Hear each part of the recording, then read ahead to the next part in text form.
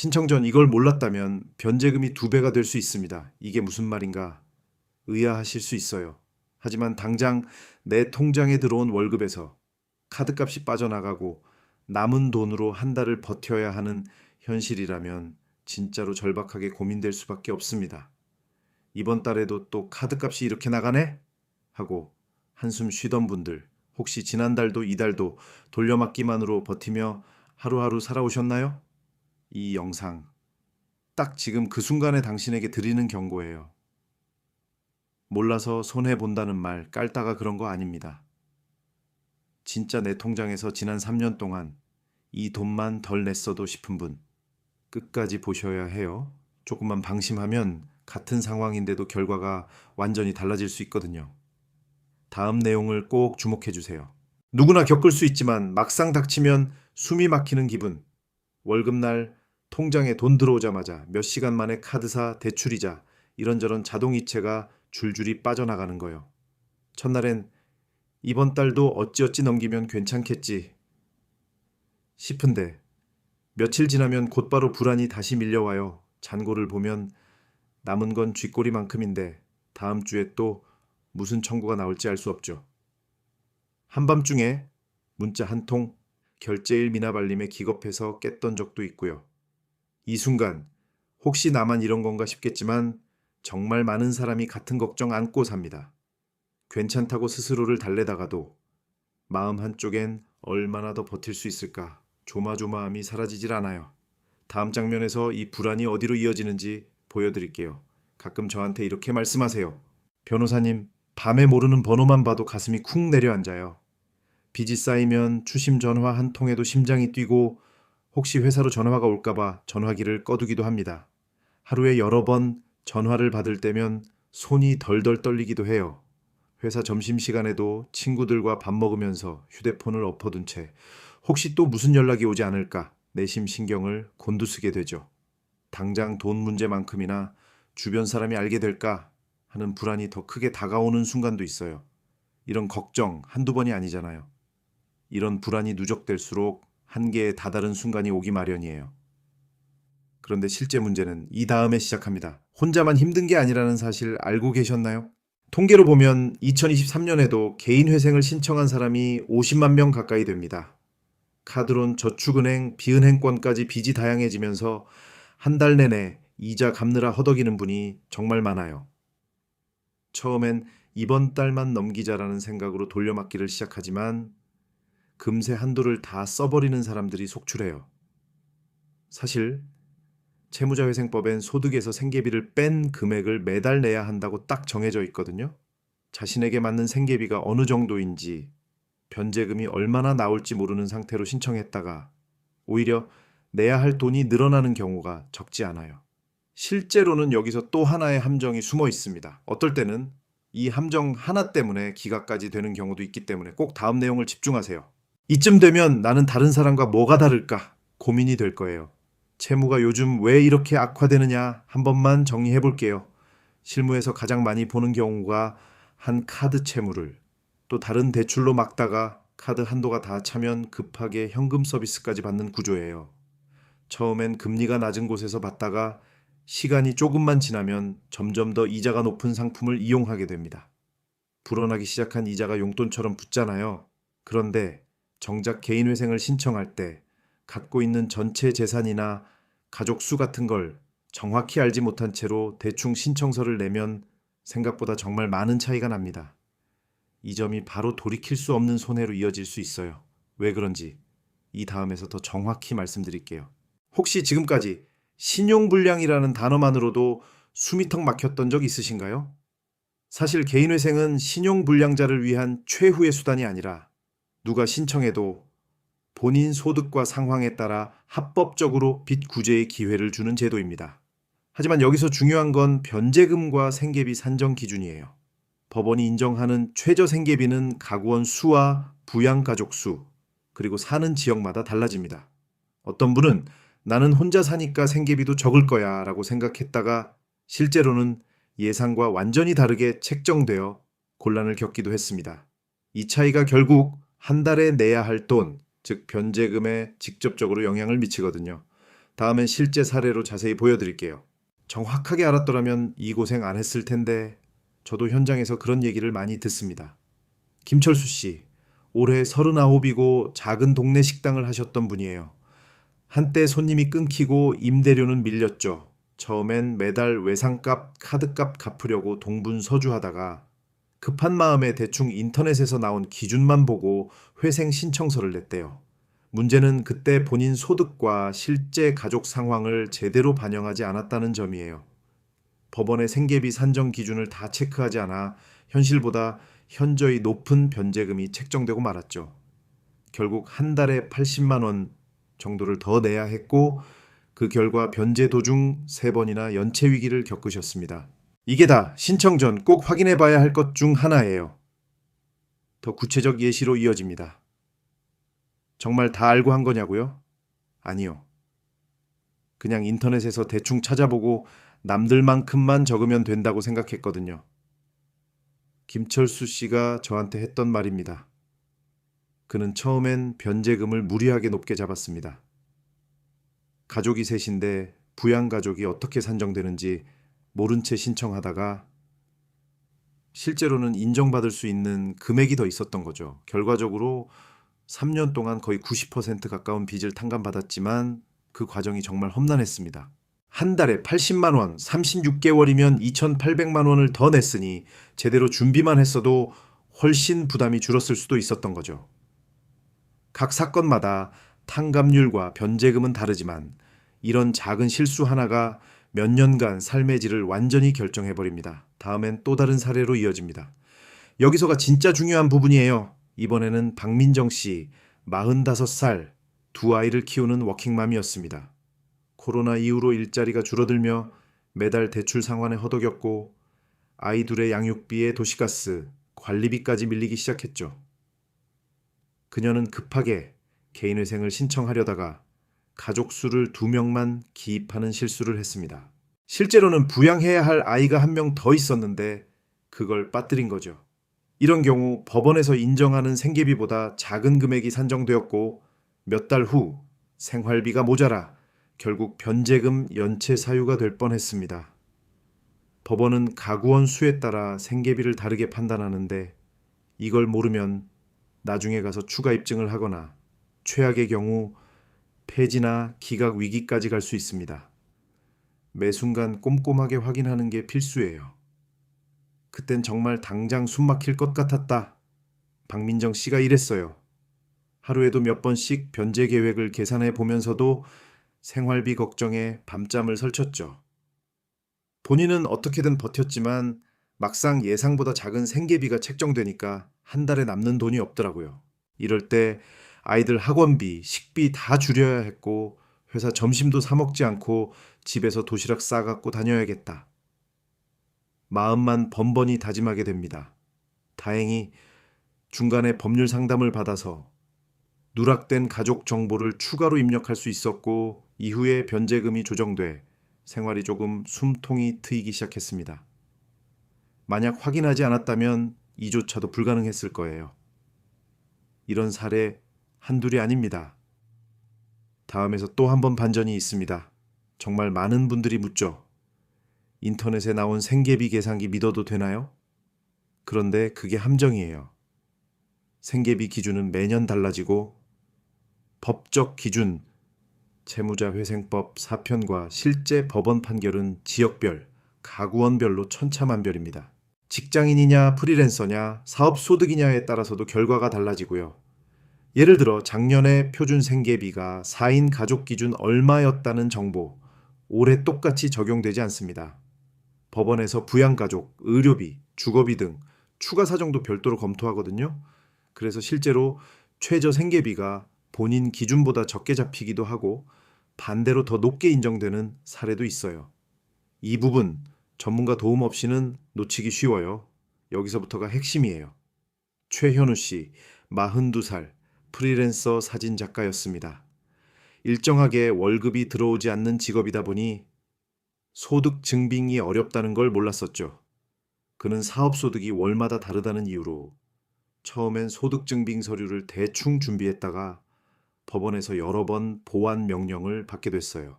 변제 계획 자체가 처음부터 빗나가서 여러 차례 서류를 다시 준비하게 되었고 그 사이 이자 연체가 늘어나 더 힘든 상황에 빠졌죠. 이런 경우 실제로는 아르바이트나 프리랜서 수입도 모두 소득으로 산정된다는 것을 뒤늦게 알았습니다.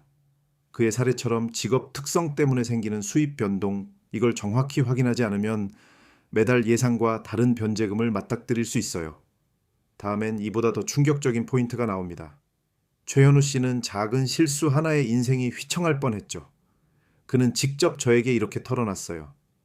어떤 달엔 소득 증빙이 잘 안 돼서 행사받은 돈을 입금만 해놓고 증명서류는 미비하게 냈어요. 그랬더니 법원에서 추가로 자료를 계속 요청하더라고요. 반복될수록 괜히 더 불리해지는 것 같아서 처음부터 제대로 준비했으면 후회 안 했을 텐데요. 이런 일이 생각보다 꽤 흔합니다.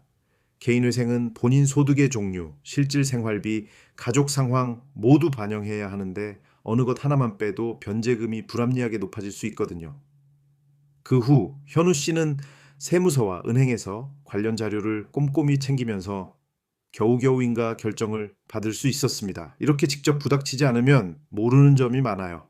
다음엔 또 다른 각도에서 접근해 볼게요. 여기서 잠깐 모든 분들의 공통점이 하나 있습니다.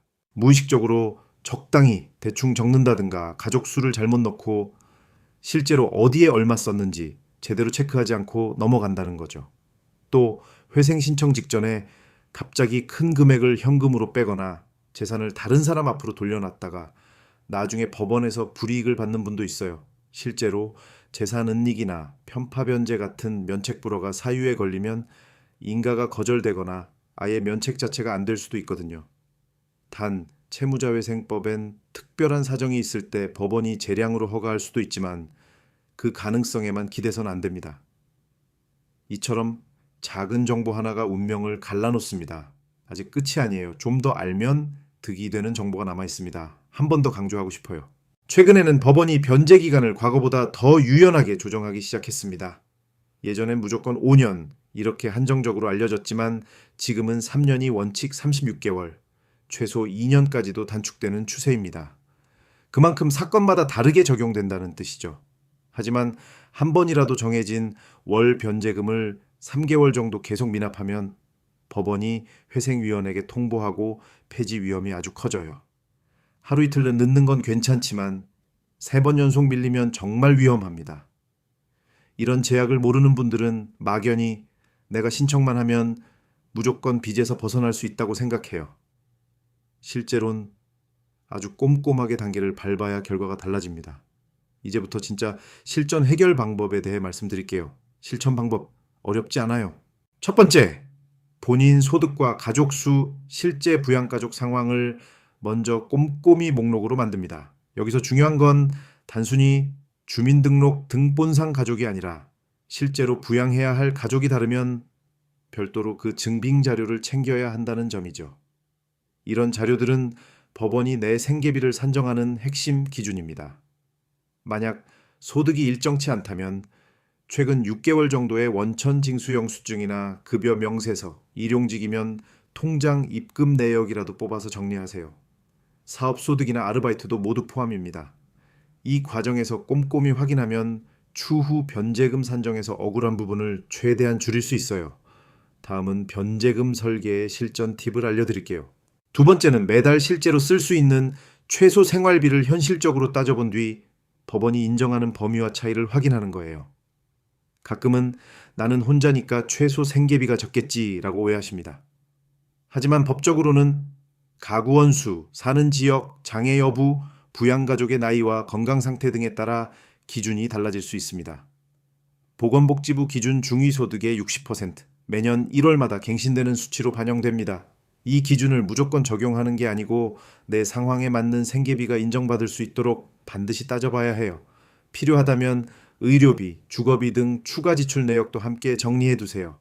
이걸 놓치면 실제보다 훨씬 많은 변제금을 나에게 되기 쉽습니다. 진짜 핵심은 다음 장면입니다. 하지만 여기서 솔직하게 한 가지 말씀드릴게요. 개인 회생을 하는 동안은 신용카드 사용이 제한됩니다. 또 변제 기간 동안 법원이 정한 생계비 수준으로만 살아야 하니까 예전처럼 마음대로 소비하거나 예상치 않은 지출이 생기면 생활이 빠듯해질 수 있습니다. 좋은 점만 강조하면 뭐 하냐고 하실까봐 분명히 짚고 넘어가요. 실제로 3년간 카드 없이 현금이나 체크카드로만 지출 계획을 세워야 하고 신용 관련 금융거래도 제한될 수 있죠. 그렇지만 이 과정을 무사히 마치면 남은 빚이 전액 면책되고 다시 신용 점수도 회복 가능합니다. 이 점 감안하시고 진짜로 내가 견딜 수 있는지 냉정하게 따져야 해요. 다음엔 구체적으로 할 수 있는 점검법을 안내할게요. 이제 당장 실천 가능한 하나를 말씀드릴게요. 집에서 바로 할 수 있습니다. 오늘 저녁 조용한 시간에 지난 6개월간의 은행 거래 내역을 쭉 뽑아놓고 내가 실제 한 달에 얼마 벌고 썼는지 한 줄 한 줄 직접 확인해 보세요. 소득이 매달 얼마나 들쑥날쑥한지, 고정지출 항목이 뭔지 다시 써보셔야 합니다. 여기서 스스로에게 묻는 거예요. 정말 지금 안정적인 소득이 있는가? 가족 중에 내 소득에 기대는 분은 누구인가? 만약 카드 없이 현금으로만 한 달을 버틸 수 있을까? 이런 질문들을 생활 속에서 체크해 보면 내가 준비가 된 건지 아닌지 훨씬 쉽게 알 수 있습니다. 자가 진단, 중요한 시작이에요. 아직 끝이 아니에요. 혹시 지금 이 영상을 보면서 나도 상담 한번 받아봐야 하나 생각이 드시나요? 정답보다 중요한 건 본인 상황을 정확히 파악하는 겁니다. 개인회생은 학교 문제처럼 정답지가 있는 게 아닙니다. 예를 들어 본인 채무액, 월소득, 가족수, 부양가족 유무, 어떨 때는 장애나 의료상 특별 사정까지 내 환경 하나하나가 변제금과 탕감률을 완전히 바꿉니다. 전문 상담을 통해 정확히 탕감률이 얼마나 될지, 월 생활비는 얼마를 인정받을 수 있을지 비교해보면 막연한 불안이 훨씬 줄어들어요. 혼자 정리해보고 그래도 도저히 못 따지겠다 싶은 분은 전문가에게 미리 자료만이라도 보여주세요. 더 중요한 이야기는 바로 다음에 나와요. 진짜 중요한 건 내가 이걸 감당할 준비가 되었냐는 거예요. 직접 센터나 상담실을 찾아오시는 분 중 절반 이상이 변제금이 생각보다 많아 포기해야 할 것 같았다고 말합니다. 이때 중요한 확인점 3가지가 있어요. 첫째, 내 소득이 향후 2, 3년간 안정적으로 유지될 수 있는가? 둘째, 가족의 생활비를 회생 기간 동안 줄이거나 조정할 준비가 되어 있는가? 셋째, 만약 갑자기 예상치 못한 의료비나 사고가 생겨도 버틸 전략이 있나? 이 질문에 자신 있게 예라고 답할 수 있으면 절반은 이미 성공한 겁니다. 혹시라도 이 중 하나라도 글쎄 싶다면 더 꼼꼼히 준비해야 해요. 다음에 희망적인 이야기로 이어집니다. 어쩌면 지금 포기하고 싶을 만큼 힘드실 거예요. 그렇지만 직접 겪은 수많은 사례를 보면서 빚의 끝은 분명 있다고 확신할 수 있게 되었습니다. 실제로 김철수 씨처럼 3년 만에 빚의 90% 가까이 탕감받고 다시 가족과 함께 웃음을 되찾은 분이 계세요. 박민정 씨 역시 중간에 포기하지 않고 자료를 꼼꼼히 챙겨 변제금을 조정받은 덕분에 돌이킬 수 없는 손해를 막을 수 있었고요. 물론 사건마다 결과는 다릅니다. 누구는 70%, 누구는 90%까지 각각 본인 상황에 따라 차이가 커요. 그럼에도 불구하고 법이 보장하는 회복의 기회는 모든 분들에게 열려 있습니다. 이제 마지막 이야기가 남았어요. 방금 전에도 제게 이렇게 말씀하신 분이 있었어요. 영원히 이렇게 살 것 같았는데 이젠 한숨이 줄어들었어요. 개인회생을 통해 채무를 해결하고 나면 신분상 제약도 압류의 두려움도 사라집니다. 법적으로 면책이 확정되는 순간 채무는 전액 면제되고 등기부나 신용조의 뒷자락에 남는 기록도 사라지게 돼요. 실제로 법채무자회생법 제574조에 따라 당연 복권 조치가 바로 이루어집니다. 단세금, 벌금, 고의적 불법 행위에 따른 손해배상 같은 비면책 채권은 제외된다는 점. 제516조. 누군가의 보증을 받았다면 보증인은 여전히 책임질 수 있다는 점. 이것도 꼭 기억하셔야 합니다. 이어서 한 번 더 마지막 희망을 전할게요. 실제로 몇 년 전 제가 도와드린 한 분은 하루하루 견디는 것도 벅찼다고 고백하셨어요. 그런데 모든 절차가 끝나고 면책 결정을 받았을 때는 오히려 내가 할 수 있는 만큼 살아보고 싶다. 용기도 생기더라고요. 그 이후엔 신용 점수도 조금씩 회복됐고 나중에 또다시 빚 때문에 무너지는 일은 만들지 않겠다고 새로운 다짐을 하셨습니다. 이처럼 개인 회생은 단순히 빚을 없애는 제도가 아니에요. 한 번 넘어졌던 자리를 다시 딛고 일어설 수 있는 두 번째 기회를 주는 법적 장치입니다. 이 순간, 지금 영상 보고 계신 당신도 결코 포기하지 마세요. 곧 마지막 안내가 이어집니다. 오늘 영상에서 다시 한번 강조한 사실 한 가지 꼭 기억하세요. 내 변제금과 실제로 남는 생활비, 채무 탕감률은 본인 소득과 부양가족 수, 사는 지역 등 내 환경마다 다 다르게 적용됩니다. 채무자 회생법엔 이런 세세한 기준이 법적으로 마련돼 있지만 실제 적용은 굉장히 섬세하거든요. 만약 이거 내 얘기다 싶으면 정확한 건 반드시 전문 상담을 통해 확인하는 게 맞습니다. 지금처럼 고민하고 망설이는 시간 그냥 흘려보내지 마세요. 이 영상이 내 삶의 전환점이 될 수도 있습니다. 구독, 좋아요, 그리고 궁금한 점이 있으면 언제든 댓글 남겨주시고요. 다음 편에는 파산면책과 채권 추심, 불법 추심 신고 방법까지 다룰 테니 꼭 챙겨보세요. 희망은 분명히 있습니다.